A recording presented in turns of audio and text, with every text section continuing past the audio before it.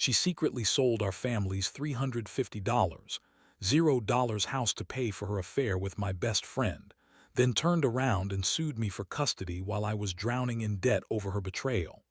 I never thought I'd be the guy standing here, staring at my own life falling apart piece by piece, but here I am. It all started with a gut feeling, the kind that gnaws at you when something's just not right. You know, that little voice in your head that whispers, something's off, even when everything seems fine on the surface. That's how it began for me. My wife Emily seemed a little distant lately, more than usual. She'd come home late, excuse herself with vague stories about work, and her phone was glued to her hand more than ever. She'd always been a little bitchy, sharp-tongued, quick to lie, and not shy about throwing blame around, but lately she'd become downright hostile, snapping at me over nothing, avoiding eye contact, and hiding her phone whenever I was near. At first, I brushed it off. Maybe she was stressed at work or just going through a rough patch. But then I noticed the money discrepancies. Her credit card bills suddenly spiked, even though she insisted she wasn't spending more than usual. I'd find receipts for luxury dinners, designer clothes, and trips I didn't know about. I'd ask her about it and she'd brush me off, saying I was paranoid or that I was just imagining things. But I was. Something was wrong. One night I decided to check her phone when she was in the shower. I'd never done that before, but I was desperate for answers. I unlocked her passcode, which I'd always thought was a little strange because she'd never been secretive about her phone before, and what I found made my blood run cold. There were texts and pictures with some guy named Jake, and the messages weren't just friendly chit-chat. They were explicit, full of flirtation and talking about meeting up. I saw the way she called him babe and how she said she couldn't wait to see him again. There were plans for secret meetups, and I saw evidence of late-night calls that she'd deleted from her recent call log. I didn't want to believe it at first. Maybe it was just a flirtation, a stupid mistake she'd regret, but the truth was staring me right in the face. The woman I'd trusted with my life, my family, my everything, she was cheating on me. And not just that, she was doing it with my best friend, Mike. That's what made it even worse. Mike and I had been friends for over 10 years. We built our lives around each other, and I never suspected he'd do something so low. The day I found the messages was a nightmare. I was sitting in my office, scrolling through her phone, trying to find some reason to dismiss what I saw. But there it was, undeniable. I felt the world crashing down around me. All the little signs, the late nights, the money spent, her coldness, it all made sense now. She'd been planning this for months, maybe longer. She'd secretly sold our family's house, a place worth about $350, $0 to fund her affair. I found out later she'd already transferred the money out of our joint account, claiming she was investing in her future, but she'd actually used it to pay for her secret life with Jake. I was in complete shock. I couldn't breathe. It felt like someone had punched me in the stomach. I knew I had to confront her, but I didn't know what to say or how to start. I just knew I couldn't keep pretending everything was okay anymore. That night I waited until she was asleep, then quietly took her phone and started recording her messages. I needed proof, something concrete I could show her when I finally decided to talk. When I finally confronted her the next morning, she was furious. She called me crazy, said I was paranoid, and that I was just jealous because she was tired of my crap. She spun stories about how she was just talking to Jake, how it meant nothing, how it was just sex, and that I was overreacting. She lied with a venom I'd never seen before, tears in her eyes, and then accused me of invading her privacy. But I didn't care about her lies anymore. I was too hurt, too betrayed. I looked her straight in the eyes and told her I knew everything. That's when she snapped, calling me possessive, paranoid, and saying I was just a jealous husband who couldn't handle her freedom. But the truth was, I had never felt so powerless and furious at the same time. The emotional toll hit me hard. I felt like I was drowning in a sea of betrayal. All the years we spent building a life, and she threw it all away for some guy who was supposed to be my friend. I kept replaying the moments when she'd lied to my face, when she'd hidden her phone, when I'd seen her sneaking around. I felt a mixture of rage, sadness, and a deep sense of loss. How could she do this? To me, to our family, to everything we had built. I thought I'd be angry forever, but I also started feeling a strange numbness, like I was detaching from the pain. I knew I had to make a decision. I couldn't keep living in this nightmare. But I also knew I couldn't just walk away without consequences. I needed to think, plan. And most of all, I needed to protect myself because I knew she'd do anything to keep her secret. The betrayal was one thing, but the fact that she'd sold our family's house, to fund her affair was something I couldn't just forget or forgive. It was the ultimate act of betrayal, and I was determined to get justice, even if that meant going to war with her. After that confrontation, everything changed. I couldn't look at Emily the same way anymore. The woman I had loved, trusted, and built a life with was now a stranger in my eyes. I felt betrayed on every level, emotionally, financially, and morally. The house, our home, the one we poured our blood, sweat, and tears into, was gone. She had secretly sold it, probably in pieces, to pay for her affair with Mike. I didn't even know how she managed to pull it off without me noticing. She always played the victim, always lied, always manipulated. But this was beyond anything I could have imagined. I started digging into the details.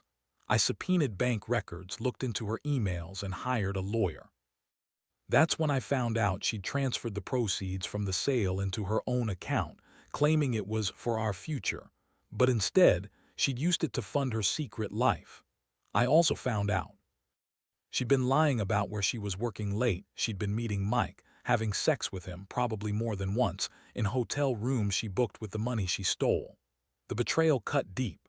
I'd always thought she was just a little bitchy, a little manipulative, but now I saw her for what she truly was: a liar, a thief, and a cheater. The hardest part was realizing she'd been planning this for months. She'd carefully orchestrated her escape, using my trust and our shared savings as her ticket out. I remember the day I discovered her secret stash of money. She'd hidden it in a false compartment in her closet. That's when I found the bank statements, the receipts. I felt like I'd been hit by a truck. I'd been blind, so blind to her lies, to her schemes. She sold our house, taken the money, and then turned around and sued me for custody of our kids. That's right. She was so brazen that she filed for custody while I was drowning in debt, trying to piece my shattered life back together. She told the court I was an unfit father, that I was abusive or neglectful, all lies. She painted herself as the victim, as the wronged wife, while she was out screwing my best friend and secretly selling our home. It was surreal. I couldn't believe how far she'd gone to destroy me. Meanwhile, I was buried in debt, trying to keep everything afloat. I had to sell my car just to pay some of the mounting bills. It was like I was drowning, and she was the one throwing stones in my face. I remember the day I finally snapped. I sat in my lawyer's office, staring at the mountain of evidence I'd collected. I was furious, not just at her betrayal, but at myself for not seeing it sooner. All those little signs, the late nights, the money missing, the coldness, I'd ignored them, convinced I was overthinking. But now I knew better. My wife, the woman I'd loved and trusted, had been secretly destroying everything we built. She sold our family's house, the most valuable asset we had, to fund her affair with Mike. And she had the audacity to turn around and sue me for custody, while I was struggling to keep my head above water financially. The emotional toll was overwhelming. I felt like I was losing my mind, caught between rage and despair. Every time I thought about her, I felt a deep, burning anger. How could she do this? How could she lie and manipulate everything, including our children? I was hurt, yes, but I was also furious. I wanted justice. I wanted her to pay for what she'd done, not just to me but to our family. I knew I had to act fast. The legal battle was coming, and I had to prepare myself for what was to come next. In the meantime, I started gathering evidence to prove her lies. I hired a private investigator to track her movements, and I installed a few discreet cameras around the house. I wanted to catch her in the act if she slipped up again. The more I learned, the clearer it became that she'd been planning this for a long time. She'd been sneaking around, secretly meeting with Mike, and secretly selling our house. Everything was a lie: her words, her promises, her love. I couldn't believe I'd been so blind. The betrayal was so deep that I wondered if I'd ever be able to trust anyone again. And yet, amidst all this chaos, I realized I had a choice. I could let her win, let her walk all over me, or I could fight back. I chose to fight. Not just for the house, which was now gone, but for my dignity, my reputation, and most of all, my children. I knew she'd lie in court, twist everything, and try to make me look like the villain. But I had the proof, the bank statements, the evidence of her affair, the recordings. I was determined to show the court the truth. I also started planning my revenge in a way. Not the petty kind, but a way to make her see that she couldn't get away with this. I wanted her to realize she'd crossed a line, and I'd make sure she paid for it. She thought she could destroy me, take everything I had, and walk away. But she was wrong. I was going to make her regret everything she'd done. And I was going to do it in a way she never saw coming. The more I dug into her lies, the angrier I got. Every new piece of evidence was like a blow to the stomach. I found out she'd been secretly transferring money from our joint account to her own, claiming she was saving up for the kids. But instead, she'd been funneling it directly into her affair with Mike. She'd even gone as far as opening a separate account in her name, completely hidden from me, and I only discovered it after I subpoenaed her bank records. The amount she'd stolen, the house she sold without telling me, it was staggering, over $350, $0 gone from our family savings, all to fund her betrayal. That's when I realized she'd been planning her escape long before I even suspected anything. But what really tore me apart was learning she sold our family home behind my back. That house was more than just bricks and mortar. It was our history, our memories, the foundation of our family. She'd secretly listed it, negotiated the sale, and transferred the proceeds to her own account. I found the documents in a hidden folder on her laptop. She'd been so careful, but not careful enough to hide everything. She made it seem like she was just downsizing or investing, but it was all a lie. She cashed out on everything we built together, and I was left with nothing but the wreckage. The day I found out about the sale was one of the worst of my life. I was at work when I got a notification from the bank about a large transfer. I pulled up the details and my stomach dropped. The money was gone. The house was gone. I felt numb. I'd always believed in our marriage, in the vows we took, in the idea of building a life together. And now all that was gone because she decided to cheat, lie, and steal from me. She used our home and our savings as her personal ATM, all the while telling me she loved me and that everything was perfect. I confronted her that night. I expected tears, apologies, maybe some remorse. Instead, she doubled down. She told me I was overreacting, that I was paranoid, and that I was just jealous because she was free now. She said she needed space, that I was controlling, that she'd never cheat on me, even though I had proof of her affair with Mike. She called me possessive and insecure, and tried to make me feel guilty for accusing her of things she didn't do. I lost it. I told her that I knew everything about her affair, the sale of the house, the money she'd stolen. Her face went white and she tried to deny it all, but I had the receipts, the bank statements, the messages. There was no denying it anymore. The emotional impact hit me hard. I felt like I was losing my mind. How could she do this? How could she betray me, our family, everything we built, just for some stupid affair? I was furious, yes, but I also felt crushed, broken. My trust, my love, everything I thought was real shattered in an instant. I couldn't sleep, couldn't eat. Every thought was consumed with her lies, her deception, her betrayal. I kept asking myself where I went wrong, why I hadn't seen it sooner. But deep down, I knew she'd been planning this for months, maybe longer. The worst part was knowing she'd turn around and sue me for custody of our kids, while she was secretly living her own version of a perfect life with Mike. It was like she was trying to erase everything, even the children we shared. I couldn't believe her nerve, her cruelty. She'd taken everything from me and then had the audacity to act like the victim. I started to realize that I had to fight back, not just for the house or the money, but for my reputation, for my dignity, and for my children's future. I couldn't let her get away with this. I knew her game now, and I was determined to expose her for who she really was. I sat down with my lawyer and laid out everything I'd uncovered. We decided to start building a case for the house, for the money she'd stolen, for the lies she'd told the court.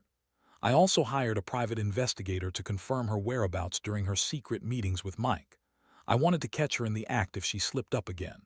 The more I learned, the clearer it became. She'd been orchestrating her escape for months. She'd lied, cheated, manipulated, and stolen everything she could. In the meantime, I started to feel a strange sense of clarity. This wasn't just about money or the house. It was about respect, loyalty, and the betrayal of everything we once believed in. I knew I couldn't just sit around and let her walk all over me. I had to fight, not with fists, but with evidence, with truth, with a plan to make her pay for what she'd done. She thought she was clever, that she could manipulate the system and walk away scot-free. But I was going to make sure she paid in court, in reputation, and in the only currency she cared about, her freedom, her dignity, and her future. The legal process was a nightmare.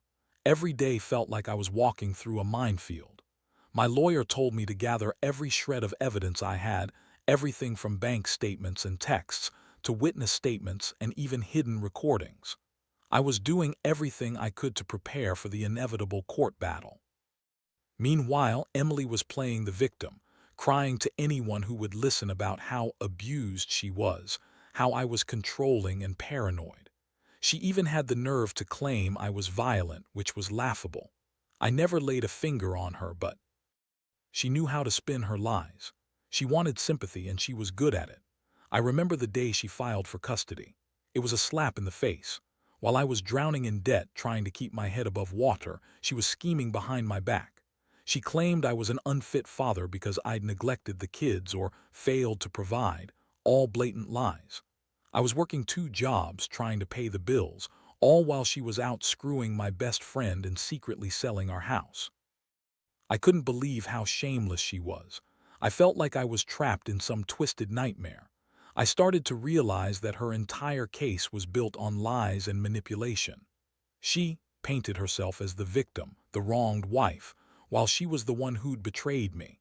I had the evidence of her affair, the secret sale of the house, the stolen money, and her lies about her whereabouts. I also had witnesses, a few friends who saw her sneaking around, some neighbors who overheard her arguing on the phone late at night. I knew I had enough to challenge her claims. But what hurt the most was seeing her try to turn the kids against me. She told them I was mean, violent, and not a good dad. That was a slap to my face. I've always been there for my kids, coaching their teams, helping with homework, making sure they had everything they needed.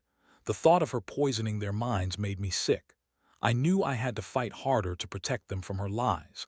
I wanted them to see the truth, to understand what kind of person their mother really was. The courtroom battles were intense. Emily would come in with her fake tears, her stories of how she was just trying to save herself from a controlling husband. She looked so innocent, so fragile, but I knew better. I had the proof of her lies, the stolen money, and the secret sale of our home. I played my cards carefully, presenting all the evidence I had collected. I also had a few witnesses ready to testify about her behavior, her hostility, her secret meetings, her lies. I knew I had a good chance of exposing her for the manipulative, dishonest person she was. In the midst of all this, I also started to realize how deeply her betrayal had affected me. I felt angry, betrayed, and broken, but I also felt a strange sense of clarity. I couldn't change what she'd done, but I could control how I responded. I decided I wouldn't let her destroy my reputation or my relationship with the kids. I would fight for them, for what was rightfully mine, and for the truth. Every day I woke up with a new resolve. I refused to let her win. I knew her game. She was good at lying, at twisting facts, at playing the victim. But I had the truth on my side. I had the evidence. I had the moral high ground. And I was prepared to fight for it, no matter how long it took. Because I knew that if I didn't stand up now, she'd keep lying, keep manipulating, and keep destroying everything I cared about. I owed it to myself and to my kids to see this through. In the end, I realized that her betrayal had revealed a lot about her character, that she was selfish, manipulative, and willing to destroy everything for her own benefit. It was hard to accept, but I knew I couldn't let her get away with it. I had to be strong, steady, and relentless. If I wanted justice, I'd have to fight for it with every ounce of my strength, with every piece of evidence, with every truth I could muster. And I was ready for that fight. The courtroom battles dragged on for months. Each hearing was a new emotional roller coaster. her crying about how abused she felt, how terrified she was of losing her rights, while I sat there with my evidence laid out on the table trying to stay calm. Every time she spun her lies, I knew I had the truth to counter her. The evidence of her affair, her secret sale of the house, her theft, it all painted a picture of someone who was willing to do anything to get what she wanted, regardless of the damage she caused. One of the turning points came when my lawyer presented the bank statements, showing the transfer of hundreds of thousands of dollars from our shared account into her personal one. The judge looked at her and asked how she could justify selling the house, stealing that money, and then turning around to sue me for custody. Emily's face went pale. She tried to deny everything, claiming she was just trying to secure a better future, but the evidence was overwhelming. I saw her falter for the first time. Meanwhile, I was under a lot of stress. I was drowning in debt. I'd had to take out loans, sell my car, and cut back on everything to keep the bills paid. Every day felt like I was fighting just to keep my head above water. I was exhausted, emotionally drained, but I knew I couldn't give up. For my kids, I had to be strong. For myself, I had to get justice. I started to see how much her lies had twisted the court's perspective, but I also knew I had the truth on my side. I also started to gather support from friends and family. Some of them had seen how Emily acted behind closed doors, her coldness, her hostility, her constant lying. A few neighbors confirmed seeing her sneaking around late at night, on her phone, whispering.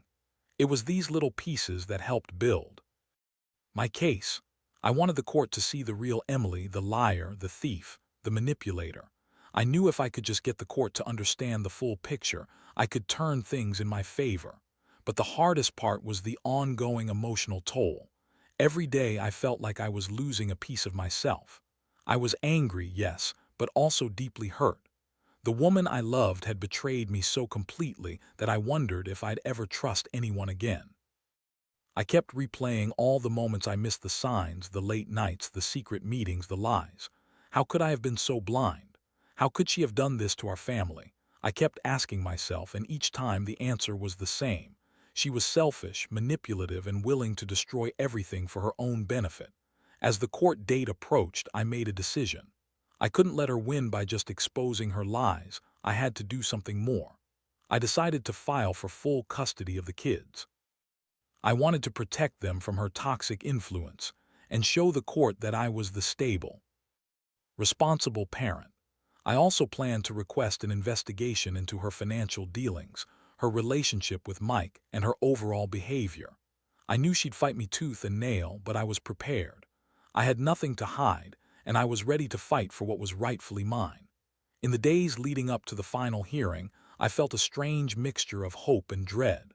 Hope that justice would finally be served, and dread that she might still find a way to manipulate the system. I kept telling myself to stay calm, to focus on the facts, and to remember what was at stake: my children's future, my reputation, and my own dignity. I knew she'd lie, cheat, and maybe even try to turn the court against me, but I also knew that I had the truth. I had everything I needed to win: evidence, witnesses, and a clear conscience. Looking back now, I realize how much this whole experience changed me. It exposed the depths of her betrayal, but it also made me realize that sometimes you have to fight for yourself and what's right. I learned that lies can be powerful, but truth is stronger if you're willing to stand up for it. I learned that betrayal cuts deep, but it also reveals a person's true character. And I learned that even in the darkest moments, you have a choice to give up or to fight. I chose to fight, and I don't regret it, not for a second. The final hearing was a whirlwind. Emily showed up with her usual fake tears, spinning her sob story about how she was just trying to protect her children from my supposed abuse, while I sat there with all the proof laid out. Her lies about being the victim were so transparent it almost made me laugh if it weren't so painful. I presented the evidence: the bank statements revealing the stolen money, the texts with Mike, the sale documents of our house, and witness testimonies confirming her secret meetings and manipulative behavior. I saw the judge's eyes narrow as I laid everything out, exposing her for the fraud she was. In the end, the court didn't buy her act. They saw through her lies, her manipulations, her betrayal. The judge awarded me full custody of the kids, citing her financial misconduct and her blatant dishonesty. The house was gone, yes, but I gained something much more valuable: the stability and safety of my children. Emily's false claims about my parenting were dismissed, and she was ordered to pay restitution for the stolen money and legal costs. Her face was a mixture of shock and fury, but she knew she'd been beaten at her own game. As I left the courtroom that day, I felt a strange sense of relief. The nightmare was finally over, and I had fought for my family and my dignity. I knew she'd try to come back, to manipulate her way into our lives again, but I was prepared. I made sure to protect my children from her influence and to keep her at a distance.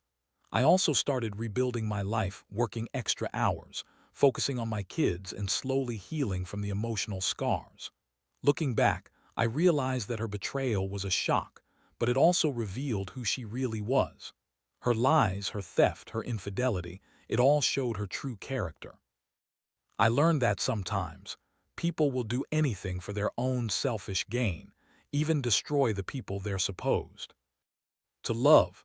But I also learned that honesty, integrity, and perseverance can prevail. I found strength I didn't know I had, and I became a better father and a better man because of it. Now, I'm still healing, still putting the pieces back together. I don't have the house, and I don't have her, but I have my kids, my dignity, and a newfound appreciation for honesty and loyalty. The pain of betrayal will stay with me, but it no longer defines me. I've learned that even in the darkest times, you can find a way out if you stay true to yourself, fight for what's right, and never give up. That's the biggest lesson I'll carry forward. No matter how deep the betrayal, there's always a way to come out stronger on the other side.